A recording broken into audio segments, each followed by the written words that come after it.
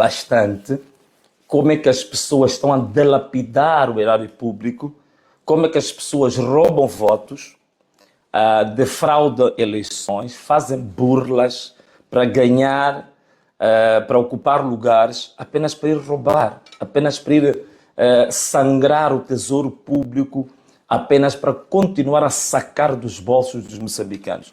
Olha, vamos lá ver aí uma imagem que vai elucidar isso. Esse é um ponto prévio que demonstra claramente, penso que é um anúncio, isto é um anúncio de um concurso público já ganho por uma empresa previamente. Isto é do município da cidade de Maputo, não é? Vejo ali pelo emblema que tem o símbolo ali da acácia, que já não há acácias na cidade. Estamos aí cerca de 18 milhões de meticais, né? 18 milhões de meticais para 3 sanitários. 3 sanitários. Olha, para não usar uma palavra assim um pouco sofisticada, quando dizem sanitários, parece uma coisa muito sofisticada. Estamos a falar de casa de banho, usando um termo que toda a gente conhece. 3 casas de banhos pequeninas, não é? Então vamos gastar 18 milhões, quase 18 milhões de meticais. Então vocês entendem, né? Porque o atual presidente do município da cidade de Maputo andou nas fraudes, comprou votos, pagou pessoas, pagou os diretores do STAI. O objetivo é exatamente fazer isto, é continuar a roubar, a desgraçar o município e o resultado está aí, quer dizer, o município está uma decadência, está uma coisa decrépita, lastimável, triste, mas o dinheiro está saindo para os bolsos dele e dos seus amigos, né? Este era um dos pontos prévios que eu queria tocar aqui. A outra questão que eu queria levantar, que já agora tem a ver com o nosso tema de hoje. De que estamos a falar hoje? Já dissemos. Hoje vamos falar do Dia dos Heróis Moçambicanos. Dia 3 de fevereiro, Dia dos Heróis Moçambicanos. Que todos nós, já, pelo menos eu, ouço falar desta data pelo menos há mais de 40 anos, quando foi estabelecida. Então, significa que é momento sério este de não só de refletir. A gente tem visto muita gente a escrever todos os anos muitos artigos, muitas reflexões, muitos debates, muitos seminários, muitas conferências, né? Que boa parte dos nossos académicos gosta muito de fazer essas coisas, mas às vezes nos falta uma ação concreta, falta-nos uma atitude concreta em relação à percepção que nós temos, depois da reflexão, qual é que é a atitude concreta que nós tomamos em relação a isto. Isto aqui é extremamente importante. Bom, mas primeiro eu preciso dizer o seguinte. A história de Moçambique, essa história que foi escrita e que nós até conhecemos a partir dos livros do ensino primário, secundário até universitário, esta história está mais do que sabido por todos que não é a verdadeira história nacional. É a história que representa o ponto de vista daqueles que se consideraram vitoriosos ou vencedores da chamada luta de libertação nacional. Isso está mais do que claro, já existem várias evidências aí, se formos a falar, por exemplo, da morte de Eduardo Mondlane, tudo o que foi escrito nos nossos livros escolares, vocês sabem que 90% foi tudo falso, não é? E isso, hoje há muita evidência histórica, muita investigação que mostra isso. Sabemos, por exemplo, que a relação a Alberto Chipande, diziam que é o homem do primeiro tiro, sabemos que isso é totalmente falso, é uma ilusão, uma utopia, é uma narrativa mais imaginativa que outra coisa. Aliás, ainda em vida, alguns generais da própria Frelimo já vieram desmentir o próprio general Chipande. Portanto, existe muita coisa que foi escrita ao longo deste período que nós consumimos que não corresponde à história verdadeira deste país. Ainda me recordo, por exemplo, quando o general do voo rasante, o general Jacinto Veloso, que escreveu esse livro, Memórias de Voo Rasante, ele foi, digamos, entrevistado por um jornal nacional, se ele ia considerar hoje Urias Simango como reacionário. Vocês lembram-se que a gente cantava essas músicas? Simango reacionário. Então perguntaram ao Jacinto Veloso se hoje ele ia considerar Urias Simango reacionário. Jacinto Veloso disse: hoje eu não posso considerar Urias Simango um reacionário. Está a ver? Então, a história que nós bebemos ontem, hoje não representa a mesma coisa. A história que era verdadeira ontem, hoje pode ser história falsa. O que importa é que cada geração deve assumir o seu papel, deve assumir a coragem e a ousadia de redefinir a história em função da pesquisa, das novas descobertas, mas também não só, em função dos novos valores, das novas ansiedades e do novo projeto de sociedade que a gente tem. Por exemplo, hoje, a nossa visão não é nada de luta de libertação nacional. Não é essa a visão dos jovens hoje. Aliás, mesmo dos nossos pais mais velhos, já não é esta perspectiva de sociedade que tem. Hoje, os valores supremos são da liberdade. Os valores supremos hoje são da democracia. Os valores supremos hoje são dos direitos humanos. Os valores supremos hoje são do desenvolvimento econômico, do desenvolvimento social, da educação. Então, os heróis de hoje já não vão ser aqueles heróis que pegaram a arma, estiveram na mata e dispararam muito. Não. Os heróis de hoje vão ser aqueles que terão maior empenho, maior luta na defesa da democracia, na defesa dos direitos humanos, na defesa do desenvolvimento econômico, na defesa da verdade, da liberdade de expressão, da liberdade de imprensa. Esses é que são os novos heróis. Esses são os heróis de hoje, porque estes são os novos valores, estes são os valores que a sociedade atual anseia e luta por isso. Mas, afinal de contas, o que é um herói? Um herói, afinal, o que é? Há muita literatura, muito debate acadêmico. Mas a parte que eu mais gosto é que o herói é aquele que se autossacrifica fisicamente, intelectualmente, psicologicamente, até emocionalmente, em defesa de valores nobres de uma sociedade, de uma nação.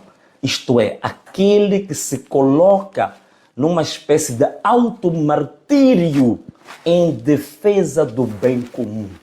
Tanto você, quando dá tudo de si, até esquece a sua família, esquece a sua vida, empenha-se com todo o litro, com todo o sangue, com todo o suor, para o bem da sua nação, você pode ser considerado um herói.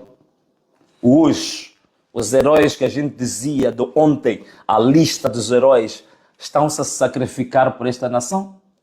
Estão a fazer um automartírio por esta nação? Estão a esquecer a sua família, a sua vida, os seus bens em defesa do bem comum? A Frelimo, onde eu próprio nasci nela, eu considerava a Frelimo uma espécie de uma torre de marfim, uma coisa perfeita, como uma espécie de um paraíso antecipado. Hoje, já não penso assim. A Frelimo hoje virou uma organização criminosa.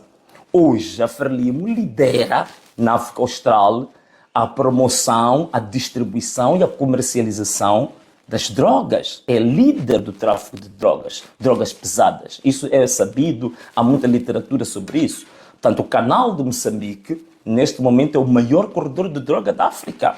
E quem lidera é a Frelimo, é uma organização criminosa. Lidera o tráfico de mulheres para prostituição, lidera o tráfico de crianças para prostituição infantil, lidera o tráfico de armas, lidera o tráfico de órgãos humanos, lidera, dentro do nosso país agora, os raptos e sequestros, que são uma grande indústria que traz muito dinheiro para esse partido. Lidera os maiores escândalos financeiros de toda a história do país, como a dívidas ocultas. Portanto, não restam dúvidas que a Frelimo virou uma organização criminosa.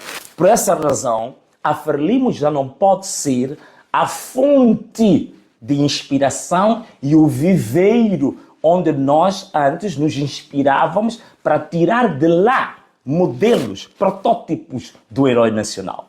Porque a própria organização se deteriorou, se adulterou, se apodreceu.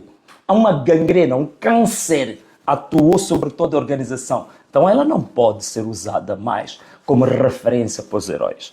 Então significa que a nossa obrigação em Moçambique hoje de redefinirmos quem são os heróis verdadeiramente nacionais, quais são os heróis que se autossacrificam, que se expõem ao automartírio em defesa do povo.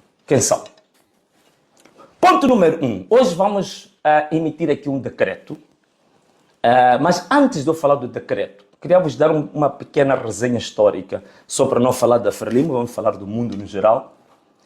Durante muito tempo, nós, por exemplo, em Moçambique, tivemos influências do comunismo, o marxismo-leninismo. Vamos lá ver isso que parecia algo de grande heroicidade, o que deu. Há um livro, espero que a produção possa passar ali, que é o Livro Negro do Comunismo, que é um dos melhores livros do século XX, que é um best-seller que para mim me chocou. Não sei se conseguem mostrar a capa desse livro, que é um dos melhores livros do século XX, que mostra as barbaridades que mostra. Aí está, o Livro Negro do Comunismo. Este livro é um livro que chocou o mundo, e a mim também chocou, porque eu nunca imaginei que a corrente política, econômica e ideológica que Moçambique adotou, afinal foi uma das mais criminosas que já houve na história deste mundo. Este sistema comunista foi o pior sistema político já existente em toda a história da humanidade.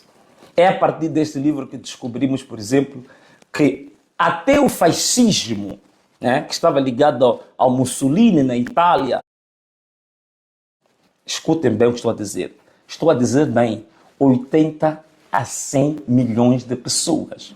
O fascismo, onde se enquadra Hitler, por exemplo, que pareceu foi uma das piores coisas, só matou entre 20 a 30 milhões de pessoas. Mas o comunismo foi até 100 milhões de pessoas.